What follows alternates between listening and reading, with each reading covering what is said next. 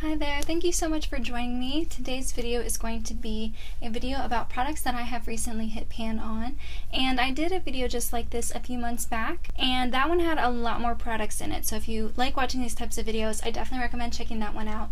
Be kind though, because that was my first video ever on YouTube, and so I was a little bit nervous. I think you can kind of tell. This one is not as long. That video before had every product I'd hit pan on up until that point in time. This one is just products that I've hit pan on within the last 3 or 4 months. I'm just gonna get started. So the first one I hit pan on is actually the same palette that I had hit pan on in that first video. This is the Lorac Nude Necessities Palette. It is a limited edition palette. Beforehand, I had hit pan on these two shades and on this shade right here and this shade right here.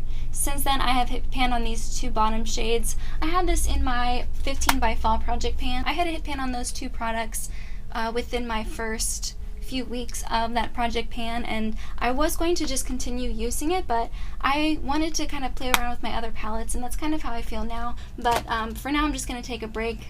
The next one is another palette. I'm just going to get these out of the way. This is the Kat Von D Shade and Light Contour palette, and beforehand, I had just hit pan on, I think it was this shade. I think I'd only just hit pan on this shade, and now I have pan on both shades. I really like these. They sell these in singles now, and I'm contemplating buying just the regular pans of these because I do really like these a lot. These are very brightening. They are soft and powdery but blendable. They are so blendable. They're great. Every powder in this palette is like that. I just use those much more quickly. I use them to brighten my under eyes. They are a little bit thicker of a powder, so I wouldn't use them to set my concealer, but I do use them for brightening, and sometimes before filming, if I kind of want to just like make my face look a little bit more perfected, I use these powders. I think this is great. I love the idea of being able to just buy the individual pans now. I think from now on I'm just going to do that. The next product I have is another blush. If you remember from that first video, I'd only ever hit pan on one blush before, and that was the Too Faced Baby Love blush, and now I have hit pan on another one, and this is a very light blush. It's very white based, and if you can tell, it definitely deepens up more when it's on your skin. Plus the light is making it look much lighter than it is, but it has pan in it. I actually talked about this blush and the Too Faced Baby Love blush in my How Long Does It Take to Use Up a Blush video. It's a beautiful formula. Once my no buy is over, I'm definitely buying other shades within this line because this is easily one of my top blush formulas out there. Another one I have is a bronzer. This is the Makeup Forever Pro Bronze Fusion, and it's in the shade 20M. I've actually used a ton of this up, and I really like this. I think the Physicians Formula Butter Bronzer is a very similar formula. It's not exactly the same, but it's similar. That's a really heavy swatch of it, but it has just like a sheen to it, if you can see that. But it really is skin-like. It's really nice. I like this. I wish this wasn't a non-cruelty-free brand. I wish Makeup Forever was cruelty-free because I'd definitely buy this again. Also, I just realized now I've never taken the sticker part. I've never taken the sticker off of it. Oh yeah, look at that. That is nice. That was satisfying. I am going to be sad when this goes, but I feel like I'm getting really good use out of it. The next one is the Nars Translucent Crystal Light Reflecting Setting Powder Pressed. This is in my current project pan now, and if you can see like the bottom grid on it. I like this for setting my under eyes. I think it's weird because it's a very dry powder. It's very thin, very finely milled. I sometimes use this to set my whole face. It's not great for oil control. It's definitely not for if you have oily skin, but I think it's something that you can definitely build on top of itself. So if you put this on in the morning and then later on you wanted to touch up and add more, it wouldn't get cakey looking. It wouldn't look powdery. It wouldn't look like there's anything on your skin. So it's really great for setting your under eyes, and in general it's just nice. Once again, not a cruelty-free brand, but there are other powders that are like this that are way more affordable.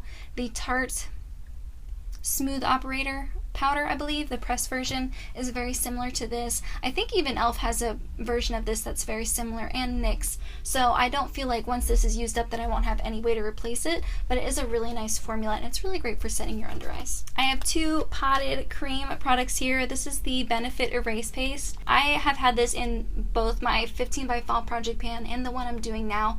I don't know if you would consider this technically hitting pan because it's not like a powder product in a pan, but I mean, you can see I've used quite a bit of this up, and I'm excited. I never thought I would actually use this up, ever. I thought it would definitely go bad before I did that, because you use so little, and I use it to color correct my under eyes, and then I use it to kind of be an eyeshadow base on my lids as well, and that's how I'm using it. This is okay. I definitely prefer, Tarte has a color corrector like this. It's not as creamy, and I kind of prefer that. I don't want something so thick and creamy under my eyes. I prefer the Tarte one. I even think it's better for color correcting and concealing dark circles, so I will repurchase that one once this is used up. I have a NYX hashtag this is everything lip balm. I can't even tell you how many times I've talked about this. I've probably brought it up in like 5 different videos, and I have technically hit pan on this one as well. This is a fantastic formula. I've used it I think I bought it in June, and I've been using it nonstop ever since, and I'm only just now starting to like hit the halfway done mark. It was like $5. It's really nice. It's very luxurious. I talk about it in more detail in my best and worst lip balm video, and yeah, I think this is really nice. I will definitely repurchase this when it's gone. And the very last one is the most recent product I've hit pan on, and it is from my Wolfe Face Art and FX Essentials palette. I got this off Amazon for like $16. So if you're looking for a beginner face paint Halloween makeup palette and you don't want to spend like $80, I would recommend something like this. I got it off of Amazon. I think you can get it on Walmart's website as well, and it just has 6 colors. It has black and white, and then it has like your basic colors that you can mix together, and each individual pot actually comes out very easily, and then it comes with its own little cap as well, so you can kind of keep them sealed. They are dry, and then you add water to kind of activate them, and you can kind of manipulate the level of pigmentation.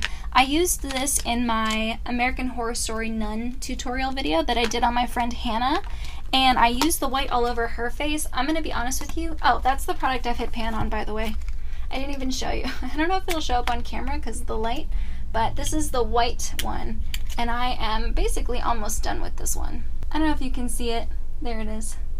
So it's down there. It's basically almost done. So I've technically hit pan on it. And it was funny because Hannah, she's just now starting to get into makeup as much as I am. And she looked over while I was doing her makeup and she's like, "Oh, Tosh, you hit pan on that paint." I didn't love this for all over the face. I think it's nice for like detail work if you're doing like little designs. I think it's good for that, but if you're going to do it all over your face, I don't think the white is the most pigmented. It's very patchy, and this is definitely going to have a learning curve if you don't ever use face paints normally. Like, I don't have any real experience doing Halloween makeup and stuff like that. I used a sponge like it recommended, I used a brush like it recommended, and it just didn't really work for me. It's kind of weird because with the formula, you'd think that with the more water you add, the less pigmented it would be, but like the more water you added, the more pigmented it was, up until a certain point, of course. So it was just weird, hard for me to use all over the face. I definitely still recommend it. If you're just doing like an easy Halloween makeup look and you don't want to spend a ton of money and you don't think you'll use this very often, then I still recommend this palette. It's really nice. Let me know how often you want to see these videos. Do you want me to just mention what products I've hit pan on that month in my empties videos, or do you want me to save them and do a dedicated video every couple of months? Let me know what you guys want to see. I love watching these kinds of videos, and I really like filming them too, and there's always just something really satisfying about hitting pan on a product. It just, I don't know, it makes me feel like I'm actually using the stuff I spend so much money on. In the meantime, that's everything I have. Thank you so much for joining me, and I'll see you in my next video. Bye guys!